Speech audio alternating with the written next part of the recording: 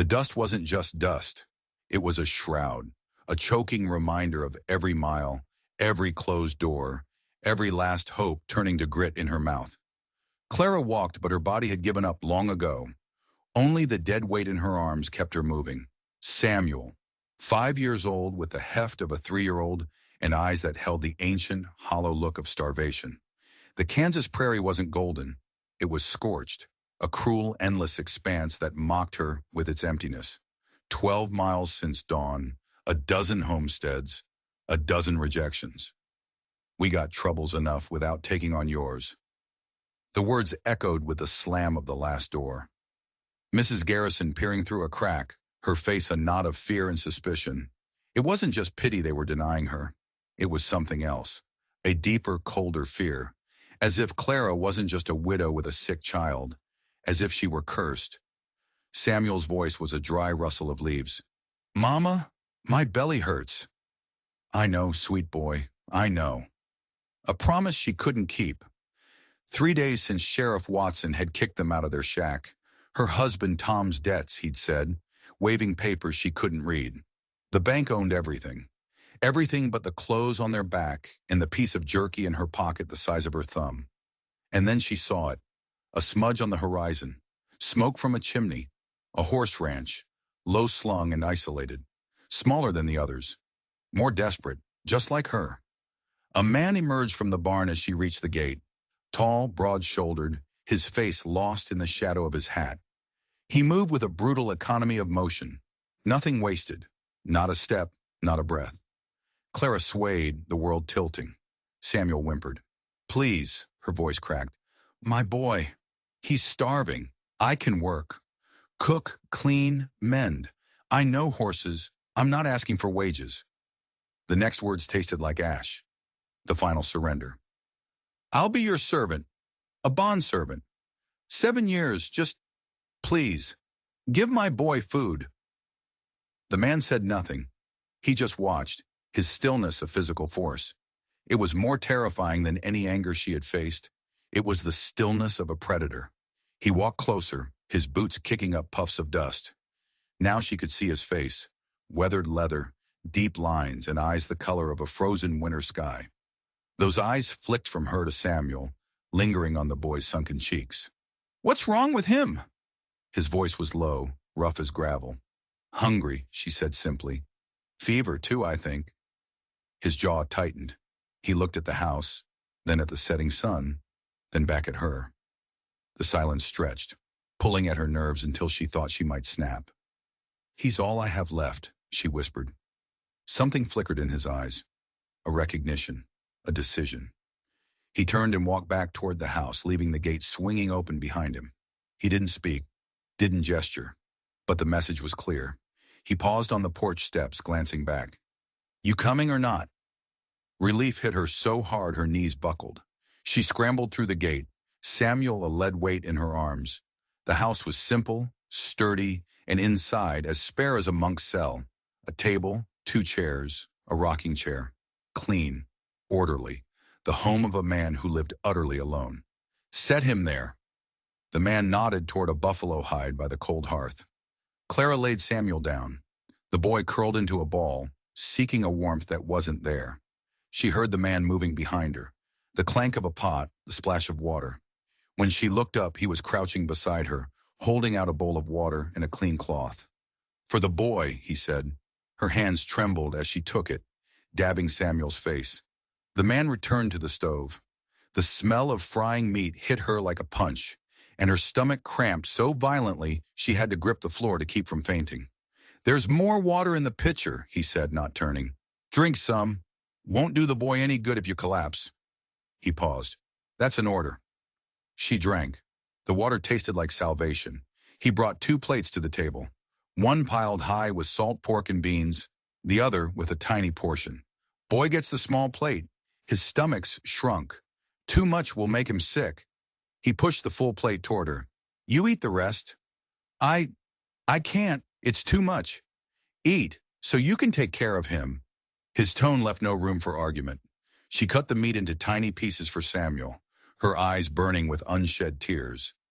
The man sat in the rocking chair, away from the table, carving a piece of wood with a folding knife. He didn't watch them, granting them the dignity of privacy in their desperation. When Samuel had eaten what he could, the man was already arranging blankets into a pallet near the fire. "He can sleep there. There's a cot in the back room for you." "Thank you," she whispered, the words feeling hollow and small. "I meant what I said about working." He finally looked at her, his winter eyes seeming to peer right through her. "What's your name?" "Clara Mitchell. This is Samuel. Ethan Reed." He moved to the door. "I got stock to tend. Work starts tomorrow." He was halfway out the door when she found her voice.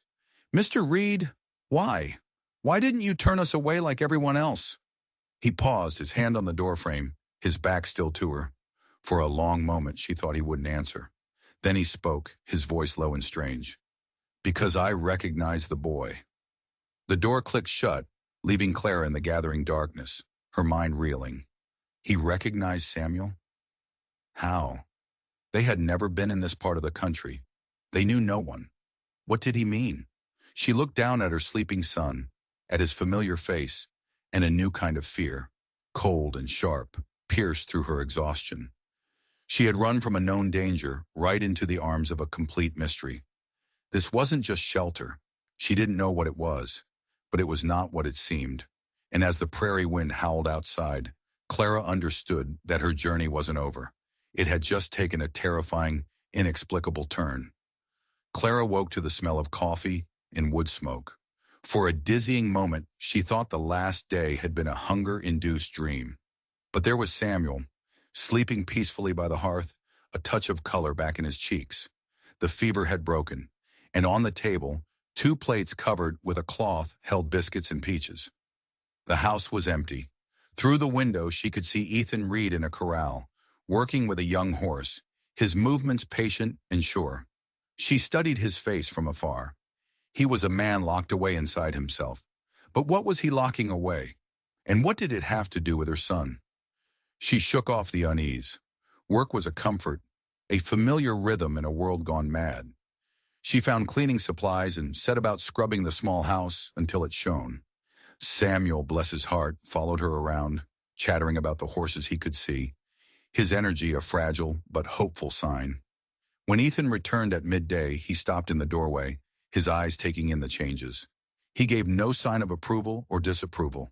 His face was a mask. "Boy looks better," he stated, washing his hands at the basin. "The fever broke. He ate well." Ethan nodded.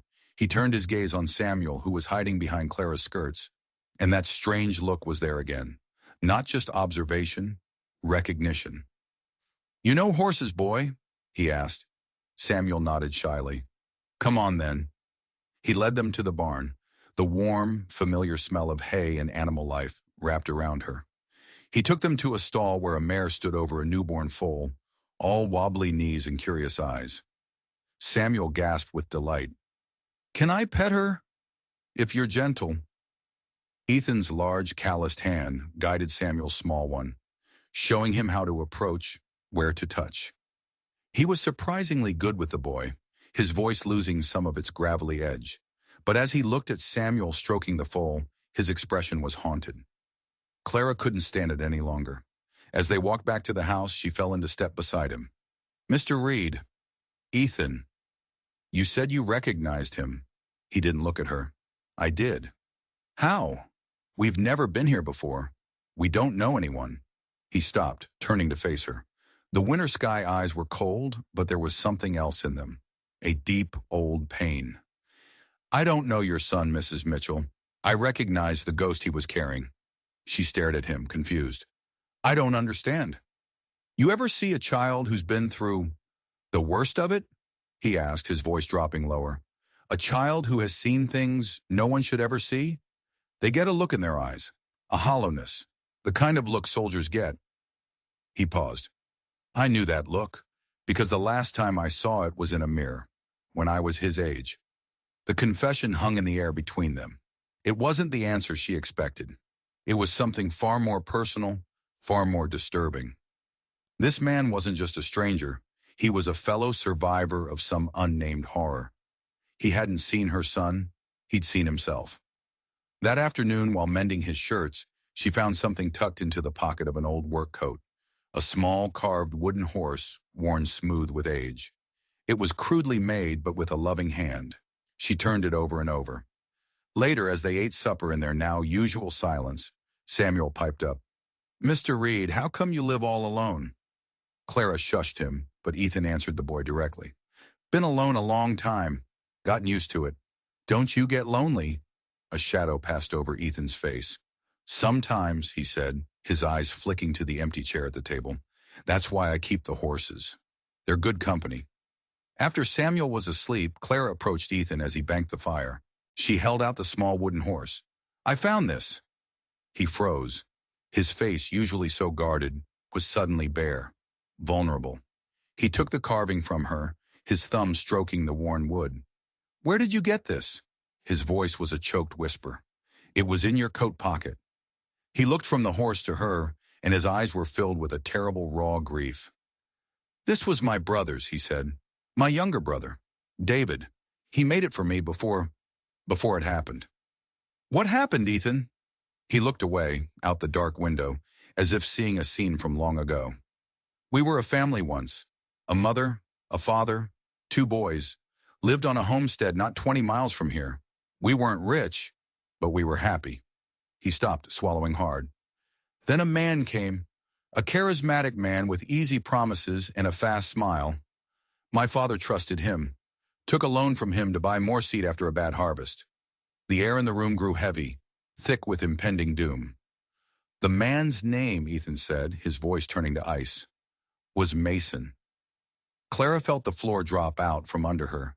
Mason, the man her husband Tom had borrowed from, the man who held the false debt, the man who was the reason she was here. It wasn't a coincidence. Nothing was a coincidence. "When my father couldn't pay the impossible interest," Ethan continued, his voice flat and dead, "Mason came to collect. He didn't want money. He wanted the land. He brought men with him. They burned us out. My father fought back. They killed him. My mother," his voice broke, "they killed her too. David and I hid in the root cellar. We heard everything. I was 7. He was 5. He looked at her, and his eyes were the eyes of that 7-year-old boy, trapped in the dark, listening to his world being destroyed. I've been hunting Mason ever since, for 20 years. I heard whispers he was operating near Millerton. I bought this ranch, this isolated piece of land, so I could watch him, bide my time, learn his habits." The pieces slammed together in Clara's mind, forming a picture of horrifying clarity. "You didn't just recognize Samuel's pain," she whispered. "You knew who he was. You knew who I was." He nodded slowly.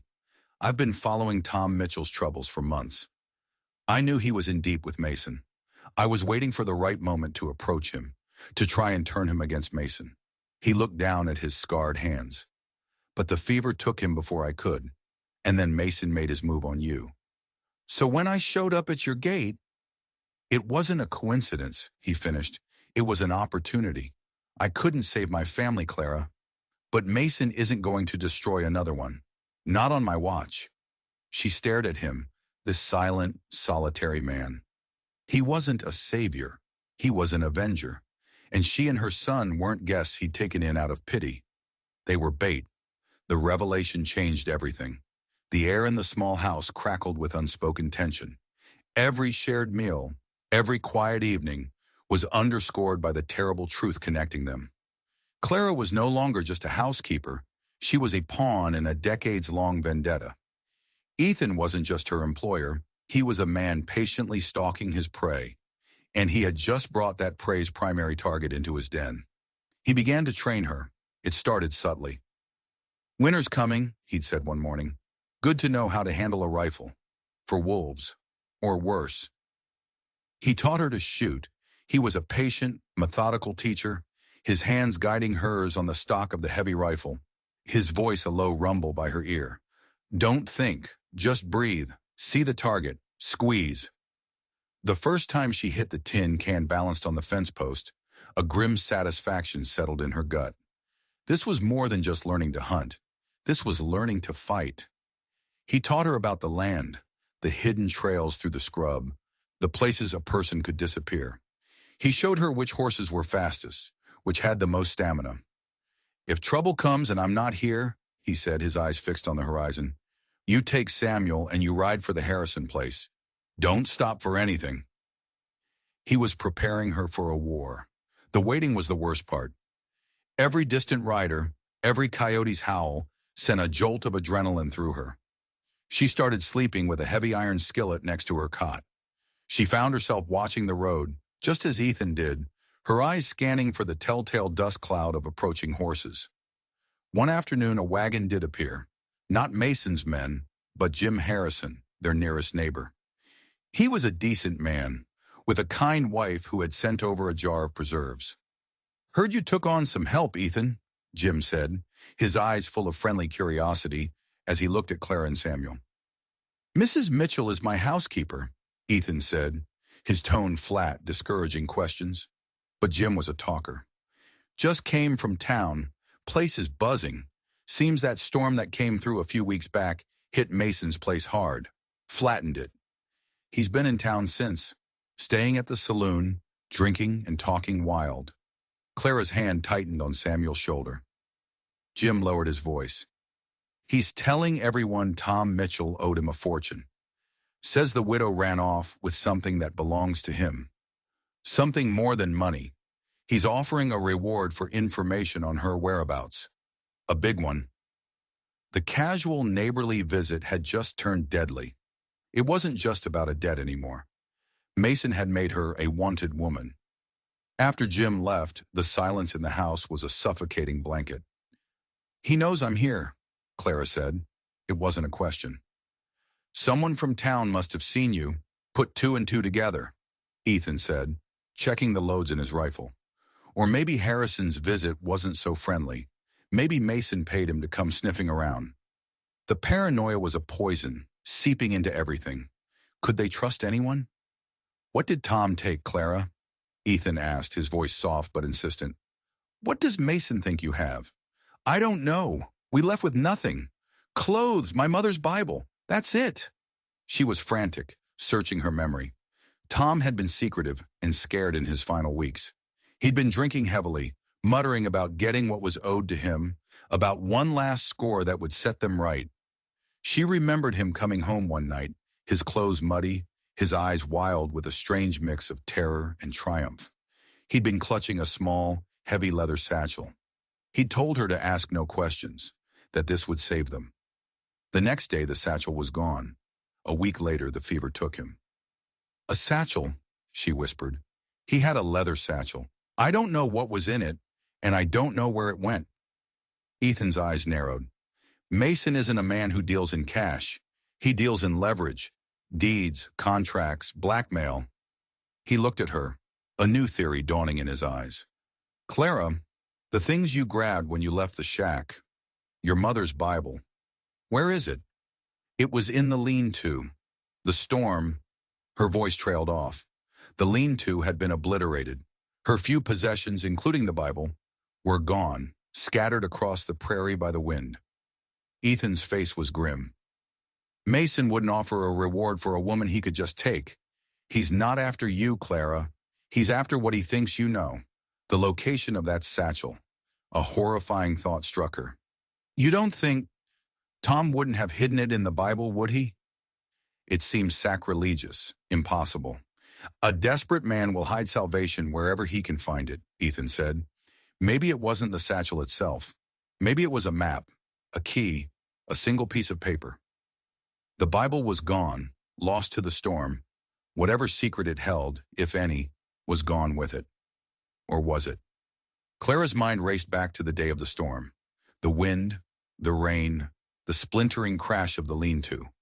She had assumed everything was destroyed. But what if it wasn't? What if the Bible, that sturdy, leather-bound book, had survived? What if it was lying out there on the prairie right now, waiting to be found? And what if Mason's men found it first? The search began at dawn. It was a fool's errand, looking for a single book in 100 square miles of windswept prairie. But it was the only hope they had. Ethan saddled two horses, his face set in grim lines. "You're coming with me," he said. It wasn't a question. If Mason's men are out here, we stick together. He handed her a revolver. It was smaller than the rifle, easier to handle. It was my sister's, he said, his voice tight. She knew how to use it. It didn't save her. The unspoken words hung between them. Maybe it will save you. They rode east in the direction the storm winds had blown. The prairie was a vast, indifferent ocean of grass. They rode in silence, their eyes scanning the ground, searching for a flash of black leather among the golden brown. Hours bled into one another. The sun beat down. Hope began to dwindle, replaced by the weary ache of futility. This is impossible, Clara said, her voice hoarse from the dust. Keep looking, Ethan commanded. It was Samuel who spotted it. They had brought him along, unable to leave him alone at the ranch. He was riding in front of Ethan, his small body slumped with boredom. Look, he cried, pointing. A book. It was wedged under a tangle of sagebrush a mile from the house.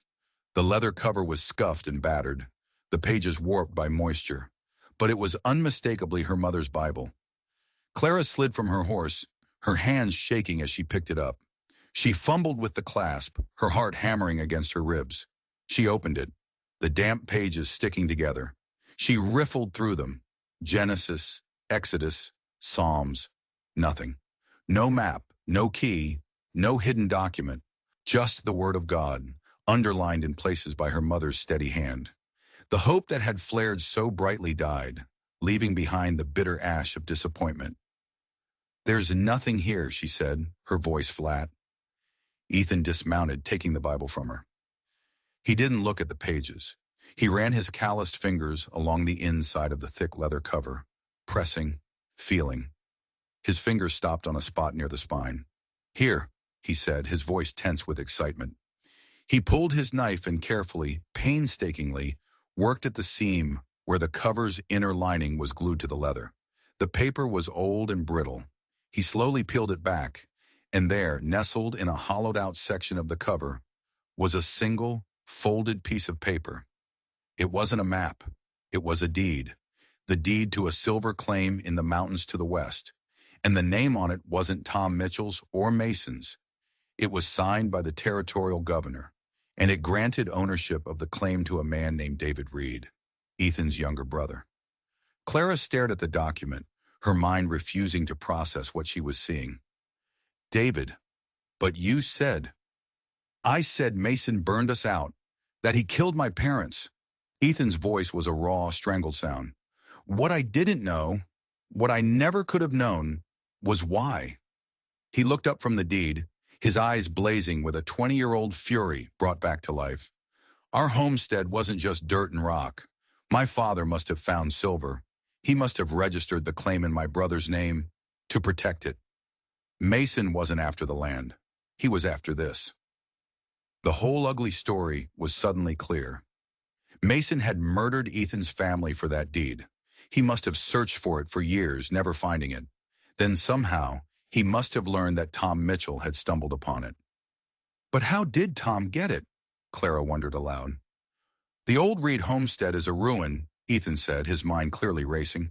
But it's on the way to Millerton. Tom must have sheltered there during a storm. Or maybe he was just poking through the rubble. He found the deed, realized what it was, and saw his chance to get out from under Mason's thumb. He tried to blackmail the blackmailer. It was a fatal mistake. Tom had stolen the one thing that could expose Mason, not just as a swindler, but as a cold-blooded mass murderer. No wonder Mason was so desperate. No wonder he was offering a reward. This deed wasn't just about wealth. It was proof of his oldest, darkest crime. Ethan carefully refolded the deed and tucked it inside his shirt. This changes everything, he said. This isn't about defense anymore. It's about justice. Suddenly, the crack of a rifle shattered the prairie silence. A bullet whizzed past Ethan's head, kicking up a spray of dirt. They were not alone. From a rocky outcrop 200 yards away, two men with rifles had them pinned. Mason's men. They must have been tracking them all along.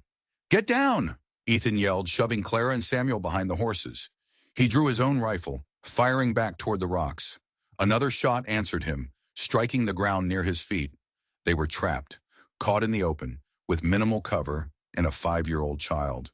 The men on the ridge had them perfectly sighted. They were just toying with them now, enjoying the hunt. "We have to run for it," Clara said, her voice tight with panic. "They'll pick us off before we go 50 yards, Ethan grunted, firing another shot. "They're trying to pin us down, waiting for Mason himself to arrive and finish the job." He was right.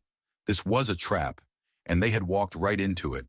They had found the truth, only for it to become their death warrant. Clara looked at Samuel, huddled behind the body of the horse, his eyes wide with terror. She thought of the revolver tucked into her waistband. Find your calm center. Let everything else fall away. Her mind went cold and clear. "They're focused on you," she said to Ethan. "You're the bigger threat. They're watching you." "What are you thinking?" "Give me the deed," she said. He stared at her. "Clara, no.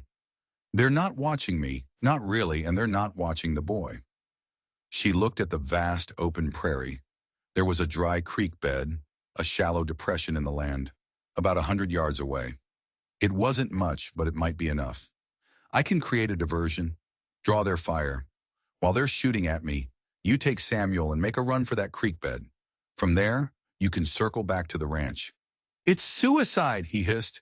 "It's a chance," she shot back. "And it's the only one we have." "You said it yourself. This is about justice.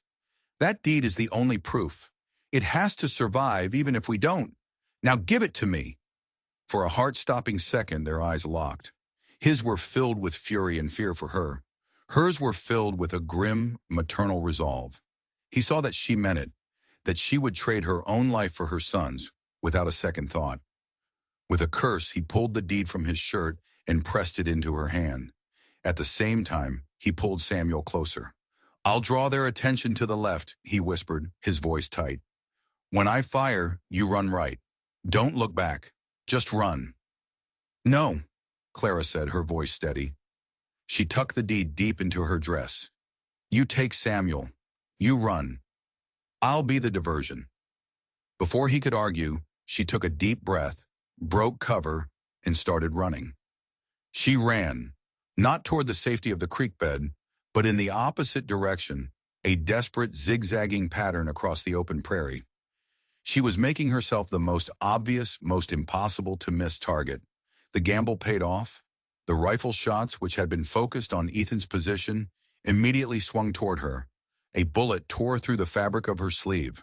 Another kicked up dirt at her heels. She didn't scream. She didn't look back. She just ran, her lungs burning, her mind a blank slate of pure animal terror and fierce, protective love. Behind her, she heard Ethan's roar of fury, followed by the rapid crack of his rifle providing covering fire. She risked a glance over her shoulder. She saw him, a low crouch, pulling a terrified Samuel toward the creek bed. They were almost there. Just a few more seconds. A searing pain exploded in her left leg.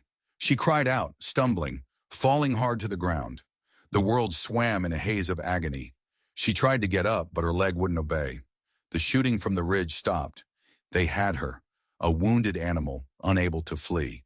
Through the shimmering heat haze, she saw them. The two riflemen standing up from behind the rocks, starting to walk casually toward her. Their hunt was over. In the distance, she could see a third figure on horseback, riding at a slow, deliberate pace. Mason, coming to claim his prize.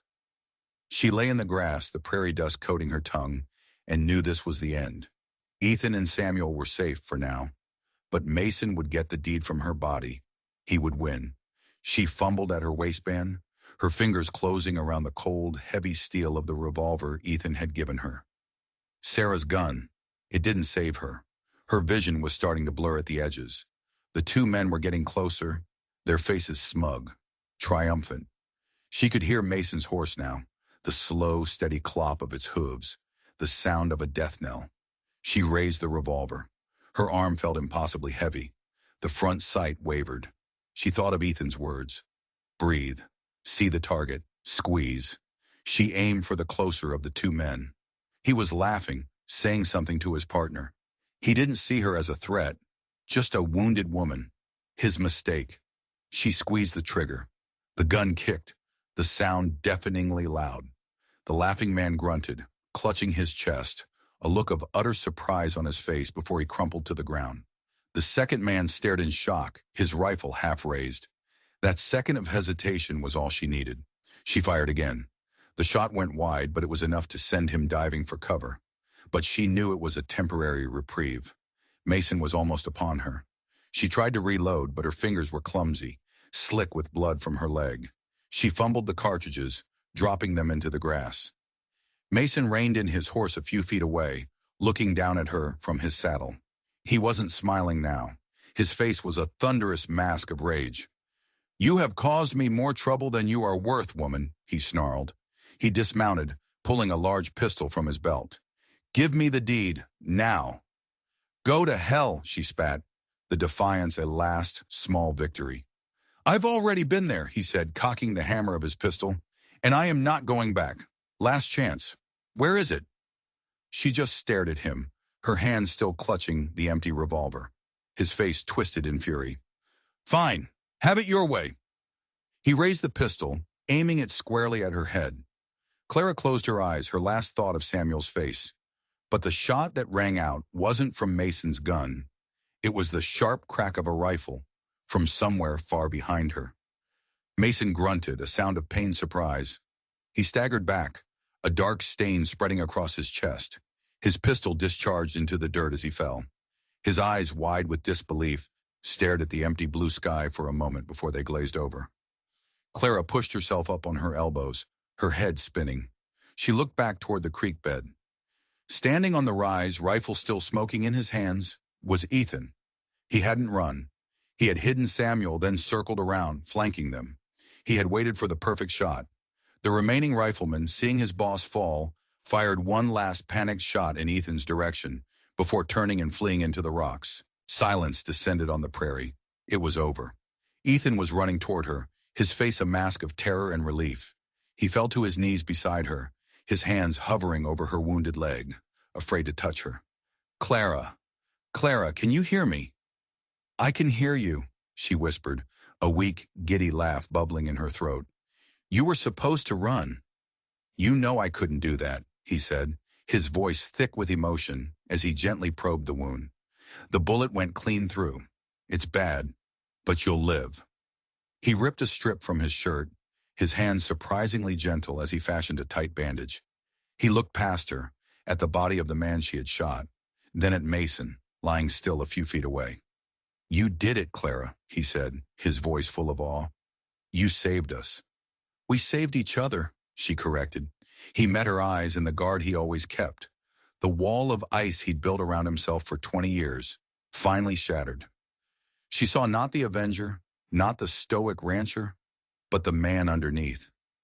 A man who had just gotten his family's justice and who had almost lost everything all over again.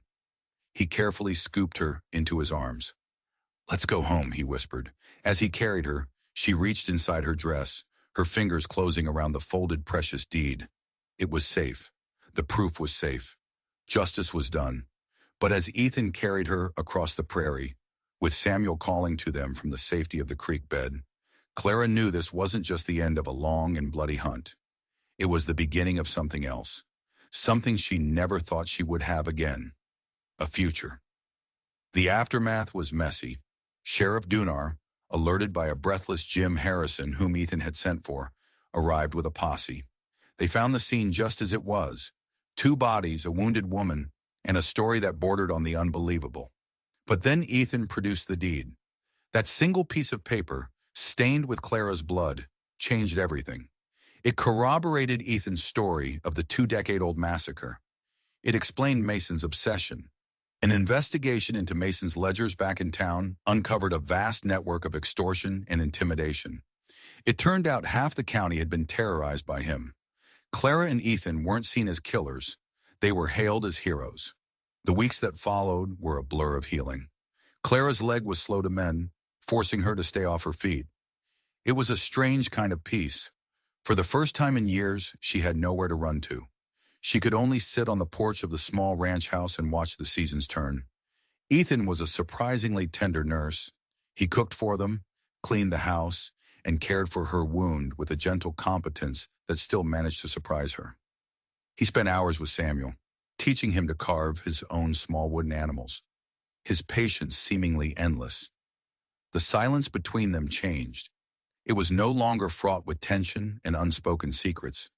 It became a comfortable, shared space. They would sit together on the porch in the evenings, watching the sunset paint the sky in hues of orange and purple. The only sounds the chirping of crickets and Samuel's happy chatter. The ghosts were still there.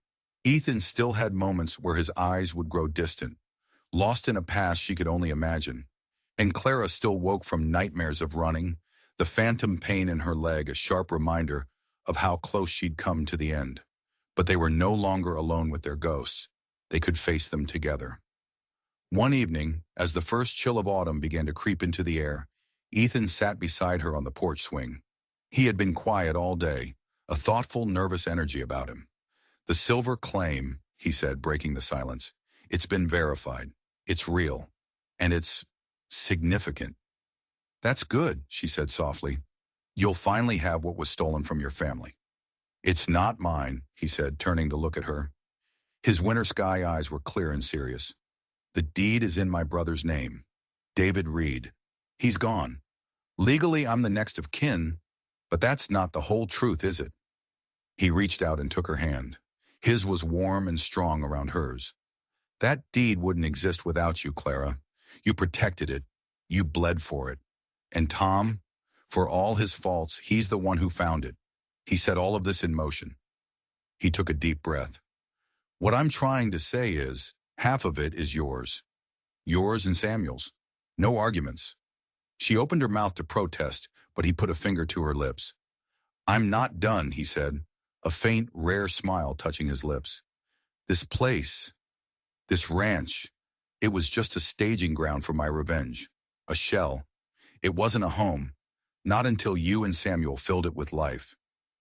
He looked away for a moment, toward the corral where the horses were settling for the night. "I spent 20 years chasing a ghost. I thought getting justice for my family was all that mattered. I was wrong. Building a new one matters more." He turned back to her, his gaze intense, laying his soul bare. "Clara Mitchell, you came to my gate a desperate woman offering to be my servant. But I don't want a servant. I want a partner, a wife. I want to build a life with you and Samuel, right here, if you'll have me." Tears she didn't know she had left to cry welled in her eyes, but these were not tears of sorrow or fear. They were tears of overwhelming, unexpected joy. She thought of her long, hard journey, of the dust and the hunger and the terror. It had all led her here, to this quiet man on this quiet porch, offering her not just safety, but love. "Yes," she whispered, her voice thick. "Oh, Ethan, yes." He slid a simple, unadorned silver band onto her finger. It wasn't his mother's ring. There had been no heirlooms left from his past. It was a new ring, one he'd had the blacksmith in town make. A ring for a new beginning. He leaned in and kissed her, a gentle, searching kiss that spoke of shared sorrows and the promise of a peaceful dawn. From inside the house, they could hear Samuel laughing in his sleep.